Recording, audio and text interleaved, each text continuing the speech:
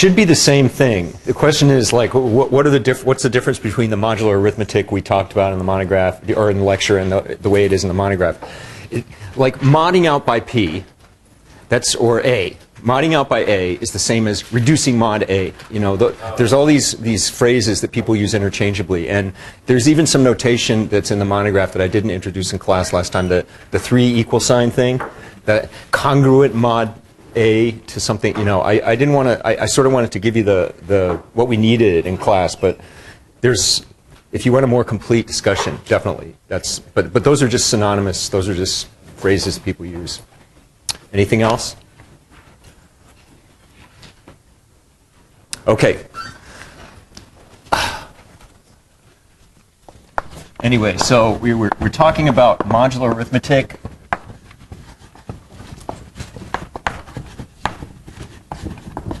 Etc.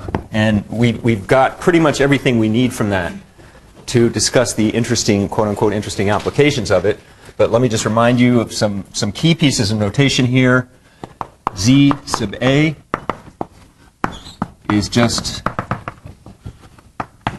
the set of all non-negative integers up through a minus 1 for every a in the natural numbers that's bigger than 0. And z sub a has 2 operations on it.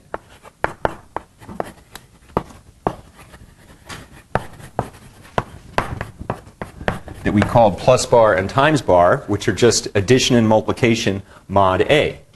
So if I have 2 things in here, if I take m plus n with a bar over it, that's the same as m plus n mod a, and that's for all m and n in z sub a. And m times bar n is just m times n mod a for all m and n. ZA, okay.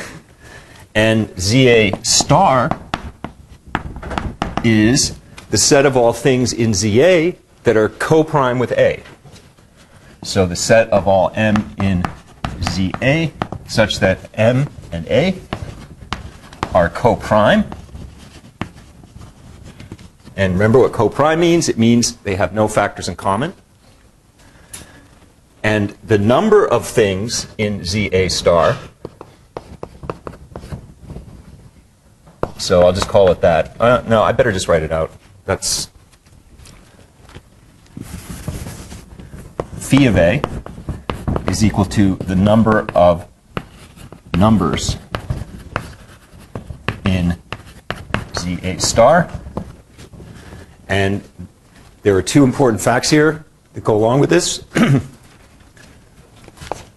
Fact number 1 is going to be that ZA star is precisely the set of things in ZA that have inverses with respect to this times bar operation.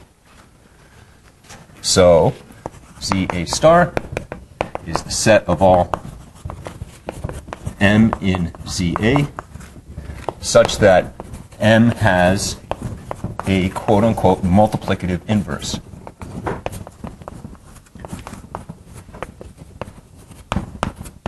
And when I say multiplicative inverse, I mean with respect to the operation times bar.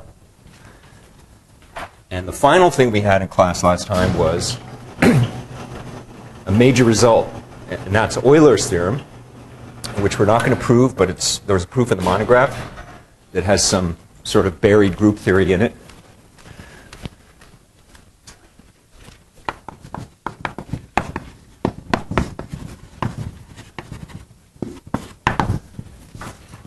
And that goes like this. If, say, A is in the natural numbers and A is bigger than or equal to 2, then M to the phi of A is equal to 1 for every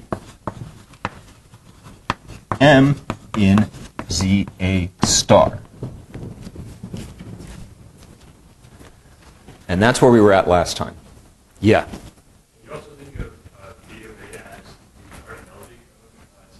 Yes, phi of A is the cardinality of ZA star. That's exactly what it is. Brian. Oh, yeah, I meant mod A, and that's the same as m times bar m dot dot dot times bar m phi of A times. Thank you. That's correct. Okay, so that's Eulers theorem. And like I said, I'm not going to prove it in class. It's a major result. And there is, however, a special case that's pretty easy to prove, and I'm going to actually step you through a proof on the homework. But let me tell you what it is. Okay, special case of Euler. Suppose A is P, a prime number. Okay. Last time, people told me what ZP star was. So tell me again, somebody, what is ZP star if P is prime? Yes. Every number up to P minus 1. Every number up to P minus 1. So 1, 2. Okay, 1. Yeah, you don't include 0, right? Yeah. And what's your name, by the way? Denzel. Denzel. Okay. So this is 1, 2, up through P minus 1. And thus, phi of P equals what? What is phi of P? It's the cardinality of that set. What's the cardinality of that set? P minus 1.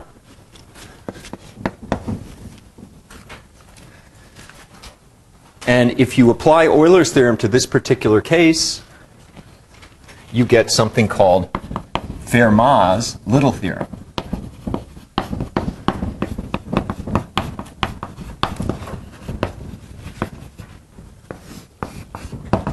And it says this.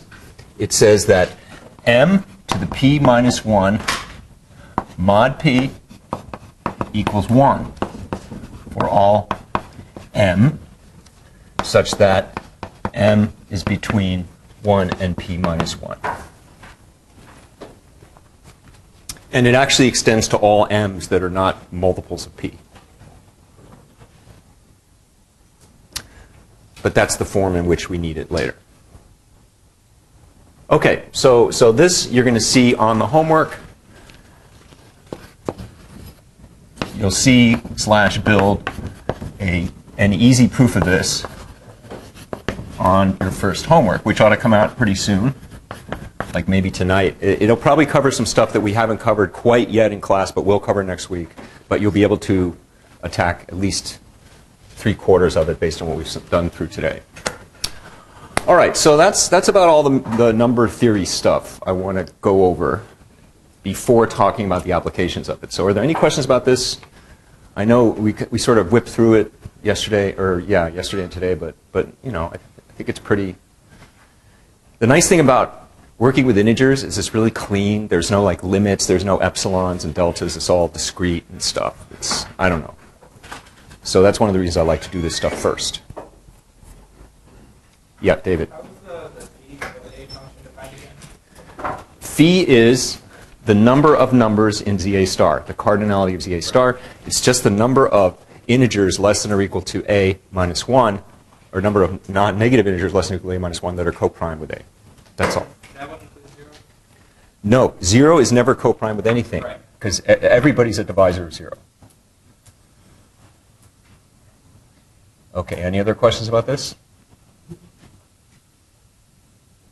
All right, so how do we apply this stuff? The main application, as we're going to see,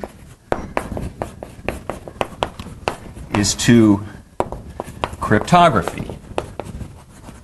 And technically speaking, the field, the big field, is cryptology, okay? And cryptography is the study of ways of encrypting things. And cryptanalysis is the other way around. It's the study of the way of decrypting things, solving encrypted things. But I'm just going to use cryptography as just sort of a general catch-all term for this whole field. And what is cryptography? Well, you sort of intuitively know what it's about. But you were kind of exposed to it probably at an early age. You know, if you turn to the puzzle page of a newspaper, right, you'll have a crossword, you'll have a Sudoku or whatever it is. You'll have, you know, some other stuff, and you'll also sometimes have one of these cryptograms. Everybody know what I'm talking about? Cryptogram. It's just a bunch of words, quote unquote, with letters that don't seem to make words, and you're supposed to figure out what it is. And basically, so that simplest sort of cryptographic scheme is sort of a standard, what we call an alphabetic substitution cipher. And that's like you see on newspaper, quote unquote, cryptograms. That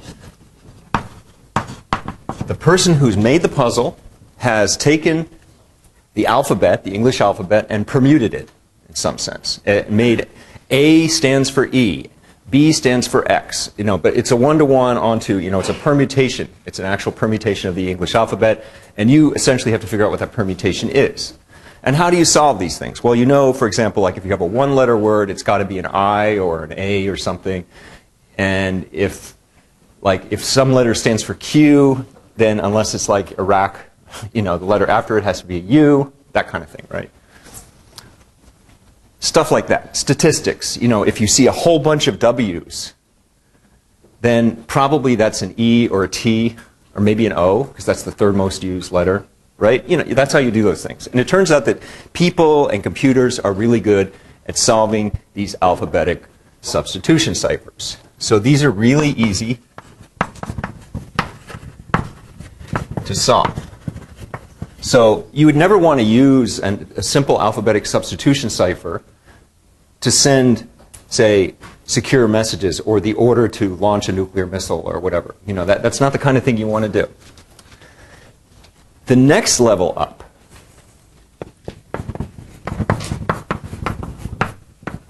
oh, actually, let me give you one example of this that goes back in history. So an example from ancient history, literally ancient history. Does anyone know what I'm about to mention? The Caesar cipher. Has anyone ever heard of the Caesar cipher? How many people have heard of the Caesar cipher? How many people? I had never heard of it until I read this book called The Code Book by Simon Singh. But anyway, the Caesar cipher. Julius Caesar allegedly used to encode messages, and of course, he wouldn't be using the English alphabet. He would be using the Latin alphabet, I guess. You know, if they really did speak Latin then. And the way he did that was he took the alphabet and he permuted it by cyclically permuting it by shifting it by 3. So A shifted to be over D, B shifted to be over E, and so on. So the Caesar cipher, which results from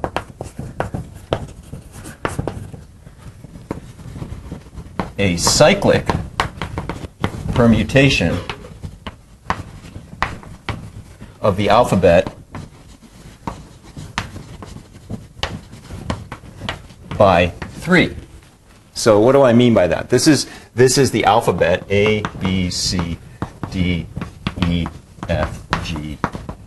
And you encode that thing as A encodes to D, B encodes to E, C encodes to F, G, H, I, J, and so on. Get it? Just cyclically permute the alphabet.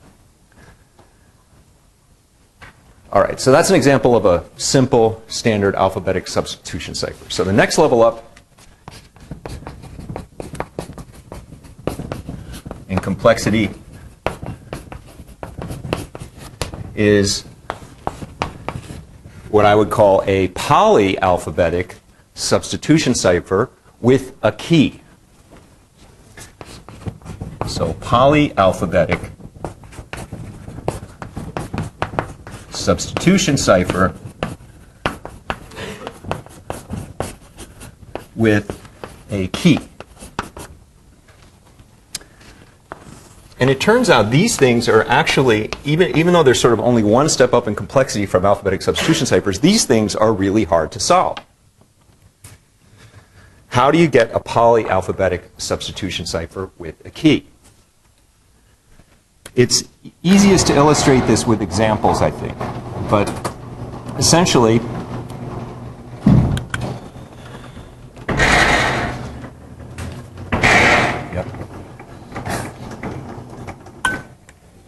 essentially what's going on is, in the Caesar cipher, or in any simple alphabetic substitution cipher, every time you see an F, that means it was a C. Every time you see a J, that means it was a G. But in a polyalphabetic substitution cipher, when you see an F, it may be one of many different things, depending on where it happens in the message. So in other words, every letter in the message gets encoded differently depending on where it is in the message. Okay, so how would one of these things work? So here's an example. Suppose you made a big table of Caesar cipher type things. So here's an example. You make a table of cyclic alphabet permutations. Okay? And so the top thing, this is going to be like the index row. So this is not going to be participating really so much. And your first row is going to be the one that starts with a B. Second row is going to be the one that starts with a C. Third one's going to be the one that starts with a D. You get the idea. And it goes all the way around till you get to the one that starts with a Z, which is going to be Z, A, B, C, and so on. This one, what does this one end at? What's the last letter in the first row? A. And similarly, so on. Down to Y. Okay, so you make this table. And you number the rows of the table. Say 25. You don't ever want to use the trivial permutation, right? That sends A to A, B to B, and so on. So this is your table, and suppose your key is say a 5-digit number. Okay? For example, let's just use 14853, say, the zip code of Cornell, right? What do you do when you want to encrypt a message?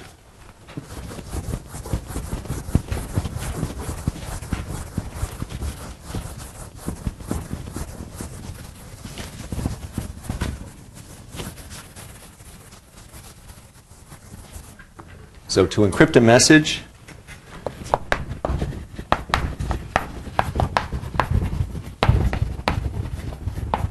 so for example, how about the message,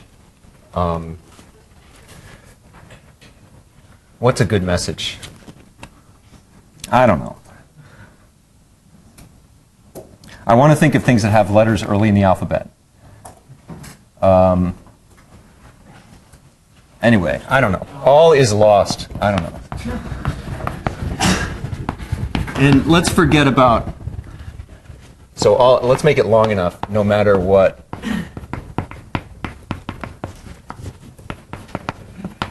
you do. That's not a nice message, but whatever. What do you do to encrypt a message? You take the key, right, and you just write it over the top of the message like so, and you keep repeating it, right? And I'm ignoring spaces. I'm assuming that whoever decrypts this message is going to be smart enough to know how to parse the words. But anyway. you repeat the code, the key I mean, as many times as necessary over there, and then you encrypt letter A at the beginning according to row 1 of the table. So this A is going to map to a B. So you use row 1. And to encrypt the L, first you use row 4, which is going to give you P, I think. And then you use row 8, which is going to give you a different thing for the L.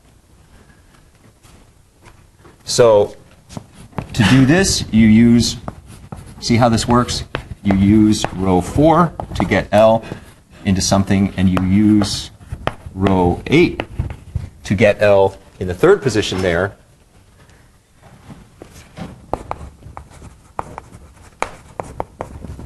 And thus, it doesn't even look like the first word has a repeated letter, right?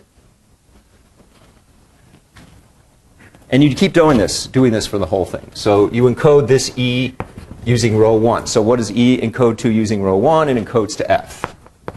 And you encode this A using row 3. What does row 3 encode an A as? A D.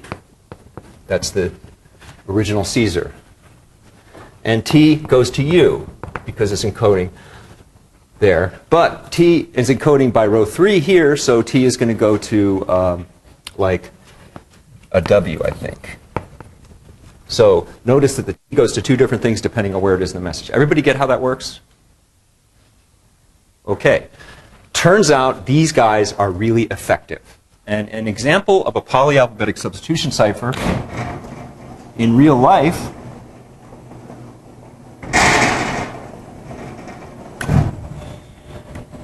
was the German Enigma code machine thing that in World War II. And there was a movie last year, and I'll bring up this movie again later on, called The Imitation Game. Did anyone see the movie?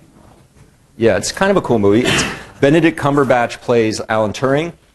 And Alan Turing, during World War II, besides inventing the whole idea of computability and essentially the whole idea of a programmable computer and being the father of the information age, he also, during World War II,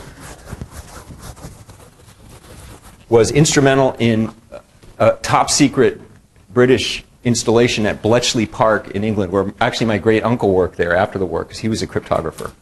But anyway, and he could never tell us what he worked on, but these guys solved the German Enigma code. It took a lot of luck in addition to cleverness.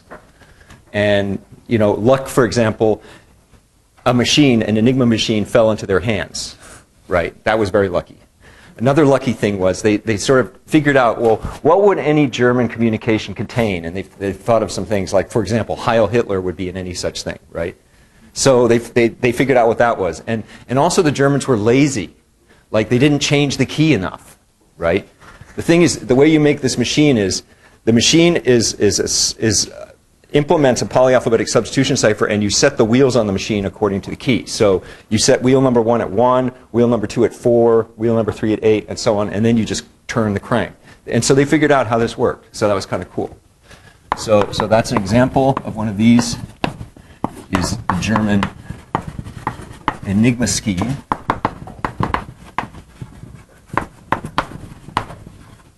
In World War II.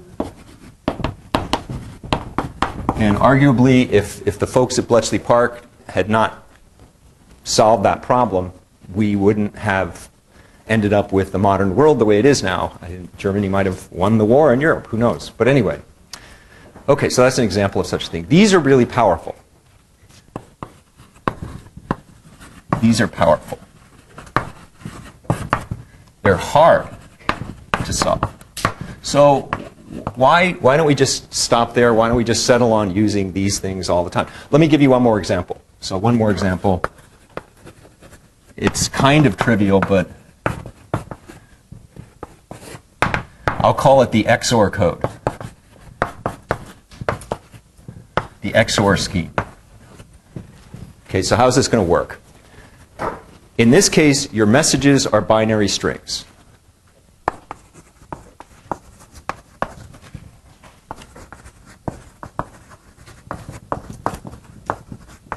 And your key is also going to be a binary string.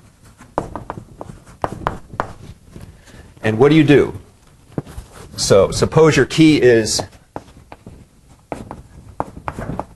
say, 110010, something like that. If I want to encode a message, message is a binary string.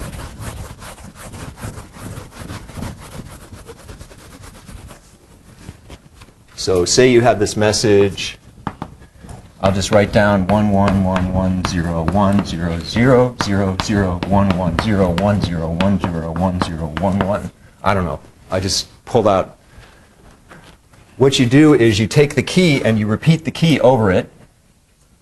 So this is 110010, 110010, 110010, 1100.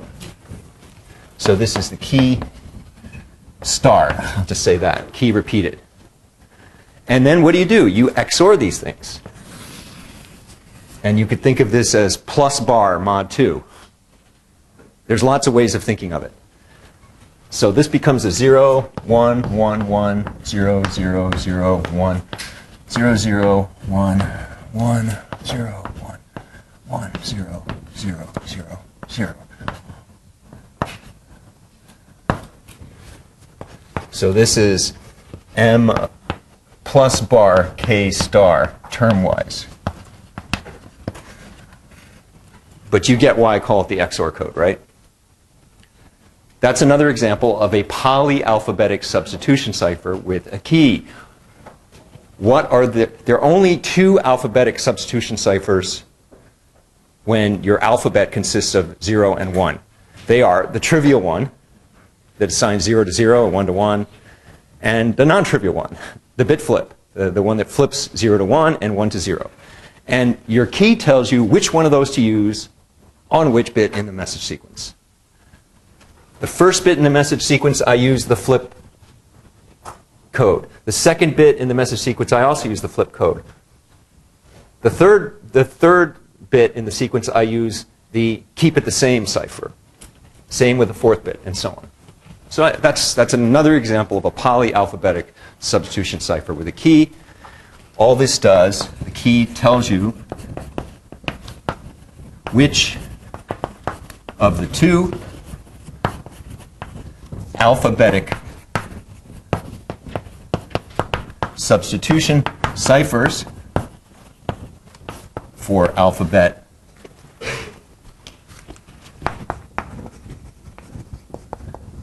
set consisting of 0 and 1 to use on which message bits. Okay. So anyway, that's what a polyalphabetic substitution cipher with a key is. And by the way, even this one is pretty powerful, because if you have a relatively long key and you pick it randomly, then this is just going to look like a random sequence of zeros and ones in general. So it's going to be hard for people to figure out what you're sending. So why don't we just stop there? Why don't we just stop with polyalphabetic substitution ciphers with keys? So that, for example, if say Erica wants to communicate with, who would Erica want to communicate with? Anybody in particular? Let's go with James. Okay. Well, I'll call him Ju Seong because I like to use his Korean name. Okay. Suppose these guys want to communicate. I mean, they're sitting pretty close together. Is that the seat that's broken? Yeah, okay. I've seen people buy it big time on that seat. Okay. So they get together, right? They settle on a key, right? And then overnight, when they want to communicate with each other, whenever they send each other messages using some polyalphabetic substitution cipher with that key. For example, this Caesar table. And they live happily ever after communicating. And no one can eavesdrop on them. No one can tell what they're doing. Okay? So why don't we just, everybody in the world, just use these things?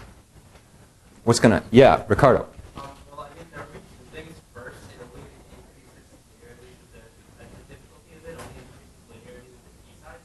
But aside from that, you would need to have like a secure channel to get the key across the Yes, yeah. Now you hit the sort of the crux of the matter here is establishing the key. Okay, so I set up a nice just so story for Erica and Jusiong. They got together one day, maybe even in 3250 class, settled on a key, and lived happily ever after. Well, that's not really how things work. You have communities that communicate with each other. You have M users, where M is bigger than 2 friends, right? People get fired. People quit in a huff. Spies get hired. Okay? What do you have to do? You have to change the key fairly frequently. Like if Ricardo and I are working together with a bunch of people and Ricardo gets really pissed off at me and quits, one day, he's going to know the key we're using. So immediately we have to change the key in all our communications. And we're not all going to be in the same room, right? We could be in far-flung locations. So to change the key, we have to distribute it somehow, right? And now we've got a meta problem.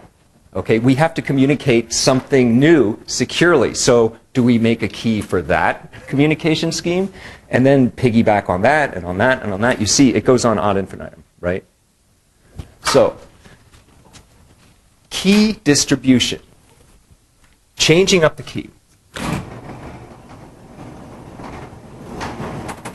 makes it tough to use a scheme like this in any convenient way, because we would have to fly all the principles into, say, Providence, Rhode Island. I don't know, that's kind of like the centroid of a bunch of places, right? Isn't it? Yeah.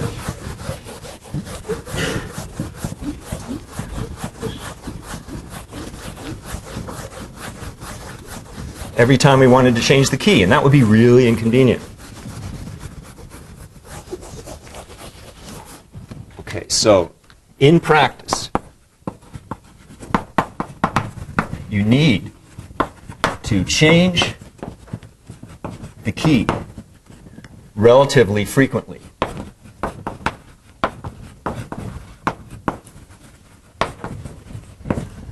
And what this does is create yet another sort of a meta secure communication problem, namely how to distribute or more generally establish a key. Okay, so that's in a nutshell what's going on there. How do you get around that? Well, for years people thought this is the insoluble problem in cryptography. Unfortunately, this is the way life is always going to be. Bummer. Whatever. We can live with it. Kind of thing. Then, in the mid-70s, along came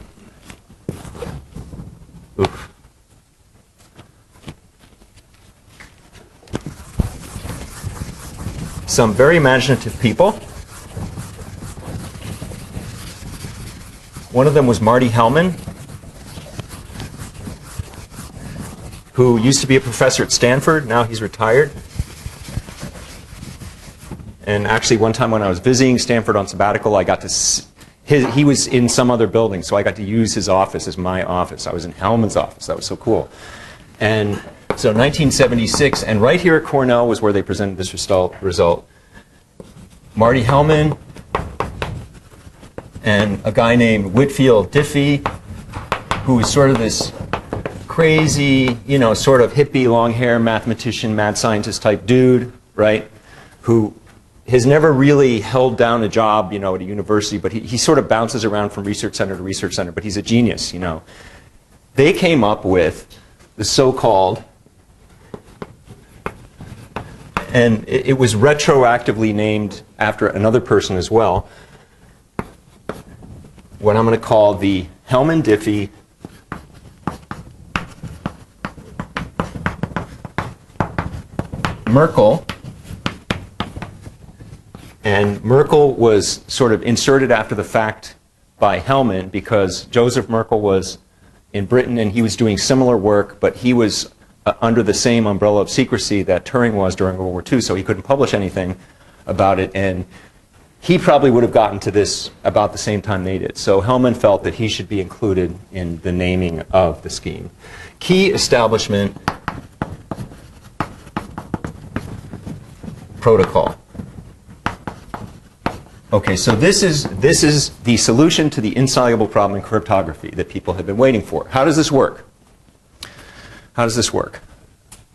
Okay, so what I'm going to do is I'm going to state it in the context of two parties who want to communicate. And who has read some sort of popular science cryptography? Yeah. What do they always call the two parties who want to communicate? And what do they call the person who's spying on them? I forgot. Eve, yeah. So Alice wants to communicate with Bob, and Eve is the eavesdropper. Okay. So I'm going to use Frodo and Sam and those kind of people. Okay. So Frodo and Sam, and I also use these guys in the monograph. I'd probably get sued by, if I ever publish this monograph and made money on it, which is never going to happen. I'm just going to put it up for free online. I wonder if they would come after me for copyright infringement. So Frodo and Sam want to talk, and Gollum is trying to spy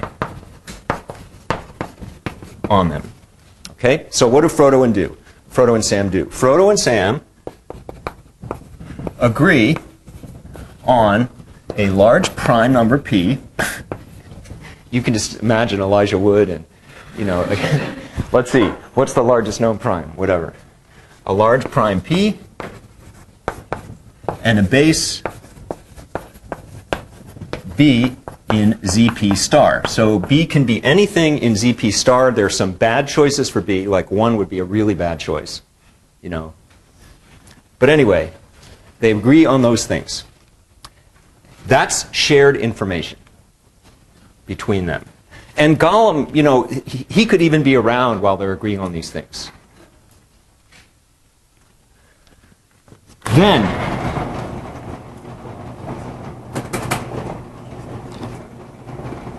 each of them picks privately. Ooh, there was no second cataclysm for Blackboard. That's interesting.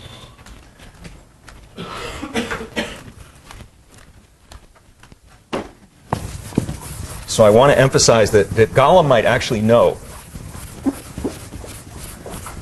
B and P.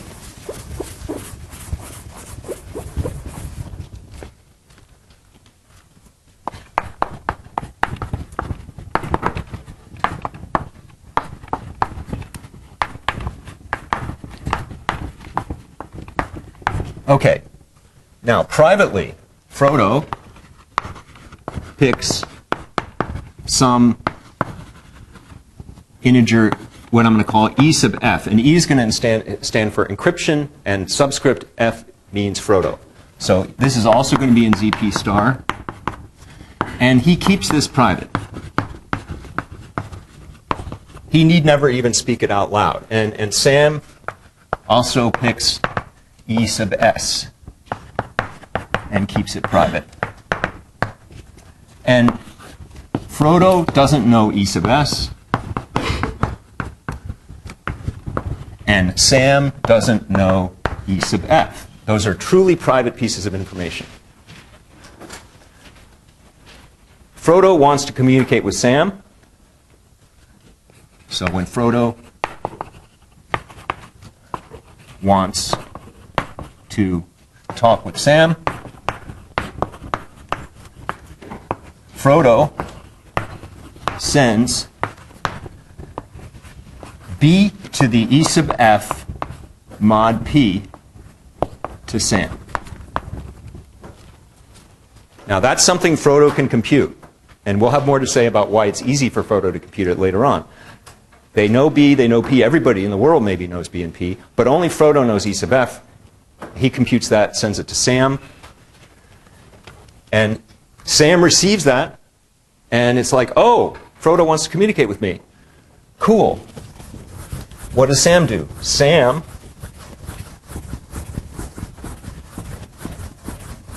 takes what he receives from Frodo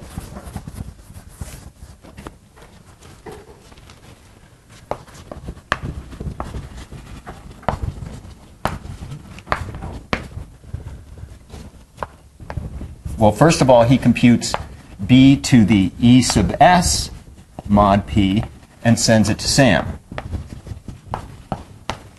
Or sends it to Frodo. Okay. Now, Frodo has this number. Sam has that number. Finally, Frodo takes what he received from Sam, b to the es mod p, and computes what I'm going to call k, which is that thing, b to the es mod p raised to the ef mod p, and that's just b to the product ef es mod p. And Sam takes what he's received from Frodo, which is b to the ef mod p, and computes the same thing. But in his case, he's taking the ef thing and raising it to the es instead of the efs into the raising it to the ef, but it comes out to be the same because modular arithmetic does everything nice.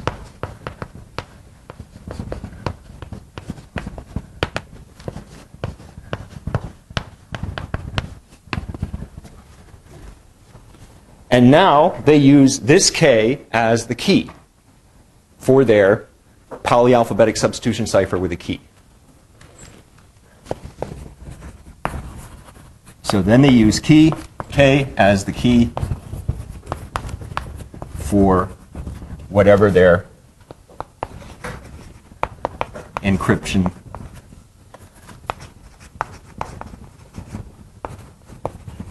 encrypting scheme is. So it could be an Enigma machine or any kind of Caesar table or something like that. They have this key, this number, and anything with letters can be turned into numbers and vice versa. So we're going to play fast and loose with that. But the point is, this is a way for them to establish a key without the key itself ever being out there, okay, to be spied upon. What is out there to be spied upon? Remember, B and P might be known to everybody. What Frodo sends is out there. What Sam sends is out there. So let me, to avoid a board rotation when there's only a minute and a half left, Gollum sees B to the EF mod P and B to the ES mod P. And he might even know B and P.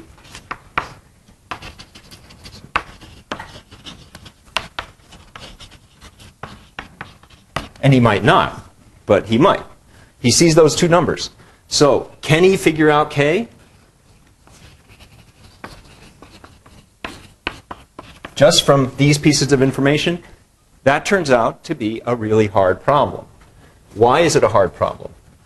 Even if Gollum knows B and P, what he has to do in order to compute K is to find at least one of EF or ES.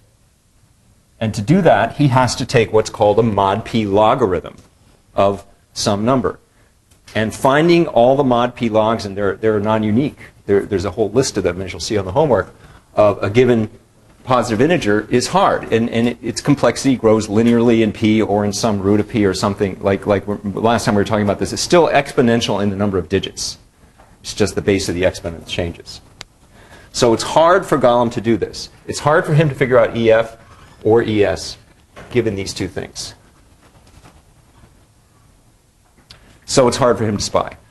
And you may say, well, wait, if it's hard for him to find those things, is it easy for Frodo and Sam to compute what they have to compute? Well, it turns out it is. Jay, what's the question?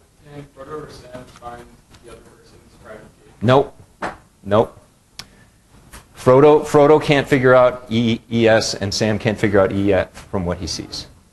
So there's still a lot of You know, everyone has their own. And you can change your own thing every day. Like, you could be really diligent, and I could be lazy. I could use the same ED every day, right? But you could change yours, you know, willy-nilly. And this establishment scheme would still work. Okay, now this was a revolution. This solved the insoluble problem. Okay, it was amazing. But if columns use both, can you multiply them and get the same? No, you can't. These, you multiply these and you get b to the e f plus es mod p. If you multiply this times this, you get b to the ef plus es mod p. Got it? I mean, could you do the same process then? Well, he doesn't have es, he doesn't have ef, so how's he going to Okay, get it? Now, there's another kind. If Saarman, on the other hand, was trying to spy, he would use a different technique, which I'll tell you about at the beginning of class next time. Does anyone know what that is? Couldn't you pretend to be Sam? Yes, exactly. Yeah, that's what Saarman does. And you know, Gollum beats his head against the wall trying to figure out, you know. Whereas Saarman says, this is what I'm going to do. I'm going to intercept messages. I'm going to pretend to Frodo that I'm Sam. I'm going to pretend to Sam that I'm Frodo, and they'll think they're talking to each other, but really both of them are talking to me. You know. So anyway, we'll talk about that, and that's one of the vulnerabilities of this scheme. Talk about that next time. Yeah.